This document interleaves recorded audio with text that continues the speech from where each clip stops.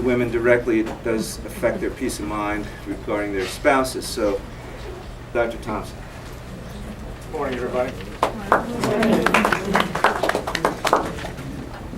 I consider myself a prostate cancer specialist, and at Mercy Hospital we have an incredible facility where we are really able to diagnose and treat patients with prostate cancer. Mercy Hospital is considered a cancer institute, and we're part of the cancer doctors at Mercy, and we take this very seriously.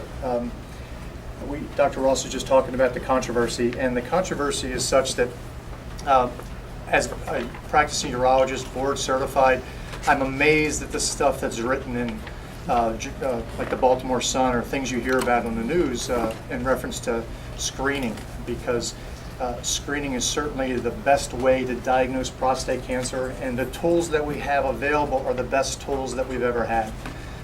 PSA is by far the best test ever seen in prostate cancer. So the stuff you read is really, I'm not sure what we all have our inklings about what goes behind stories getting printed, but I think it has to do with the almighty dollar. But really, the tests that we use, the digital rectal exam, feeling the prostate, and the PSA are by far the best tests available. Let me tell you a little bit about prostate cancer. Prostate cancer, there are about 250,000 new cases diagnosed last year. And of those patients, that means about 1 in 6 gentlemen have prostate cancer. In terms of the screening in prostate cancer itself, the earlier we diagnose the cancer, the more likely we are to treat it. So therefore, I handed out a sheet to everybody, and one of the first things we do is, Dr. Ross, primary care, is myself, when we see a patient, we're going to do a PSA after the age of 50. Or actually, and some people draw it beforehand, just part of normal screening. A lot of businesses are doing it, early insurance companies. And you can see a gentleman who's 40 to 49, his PSA has to be less than 2.5. And the way this was found out is they went back and they did a retrospective study, and they looked at everybody who was diagnosed with cancer, and they went all the way back and they came up with this guideline. So we use this. If a gentleman's 43 years old and he has a PSA of 2.6, he's going to have a prostate ultrasound and a biopsy to try to diagnose prostate cancer. So we do this across the board to everybody. Certainly if you're 50 to 59, your PSA should be less than 3.5. If it's 3.6, we're going to get you in for an ultrasound and a biopsy. So this is something you can use in your husband or your brothers or your whoever, friends, relatives, and just use this if you hear about their PSAs. A strict guideline that we use to do a biopsy, which is the only way we can diagnose prostate cancer. Let me tell you a little bit about the process. This is an easy process. First off, the prostate is accessible through the rectum. So that's when we do a rectal exam, we put our finger in the rectum, we feel the prostate. When we do that, we can only feel about 20% of the prostate. That's the only thing that's accessible through the rectum with our finger. But that's where the PSA comes into play. The PSA will tell us if there's prostate cancer making PSA, the PSA is going to be elevated. So when we think somebody has prostate cancer, they have an ultrasound of the prostate. We stick a small probe into the rectum. We take ultrasonic images of the prostate. Depending on the numbers, we do several calculations. We do a density reading. If the density is a little high, meaning that the prostate is not big enough to account for the elevated PSA, then we do some random biopsies. If we see something, a little hypoechoic area, a little black area, that would be possibly prostate cancer, so we do those biopsies.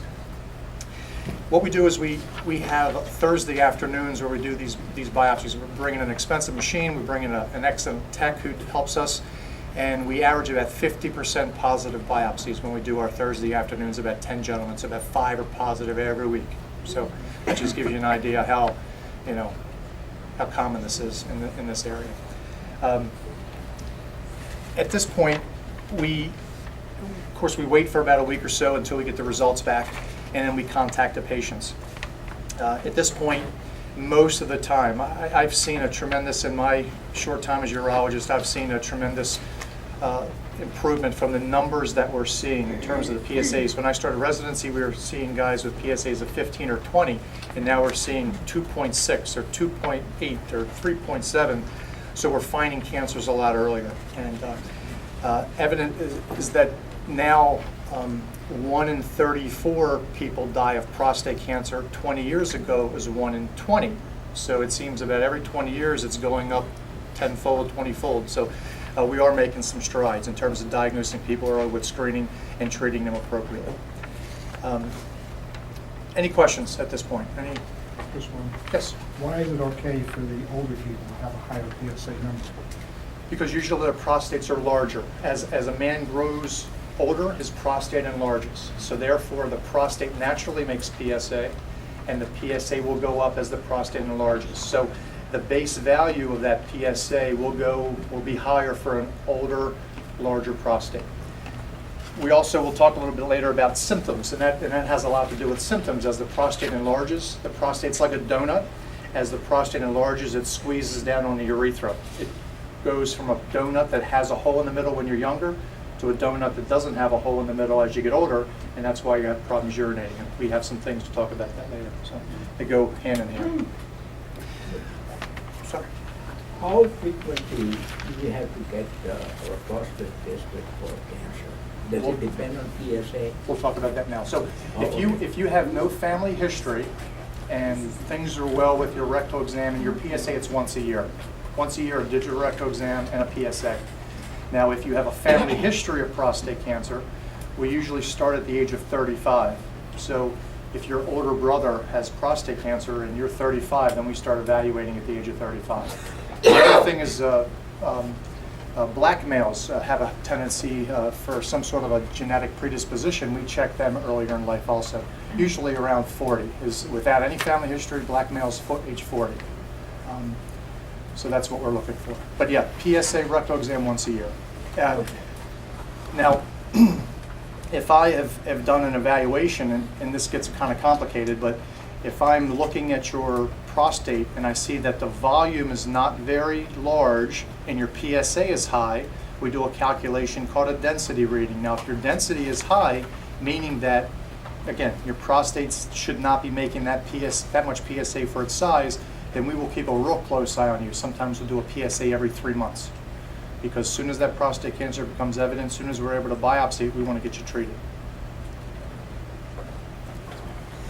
How do you get men to come see someone? You hit them with your purse. Whatever it takes. Whatever it's hard. Like, men are very tough patients. I think the thing to tell them is that we at Mercy, what we do is we're able to.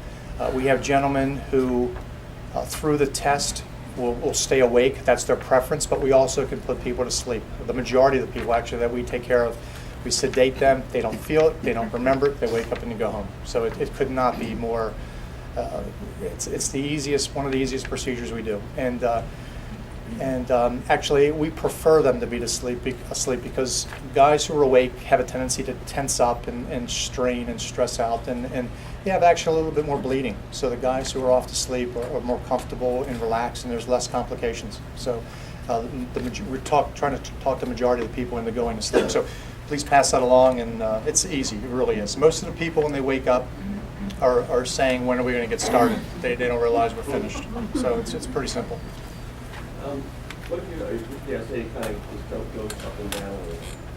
Like you have one exam and it's 2.5, next exam 2.1, next exam. That's where it gets a little tricky. That person could possibly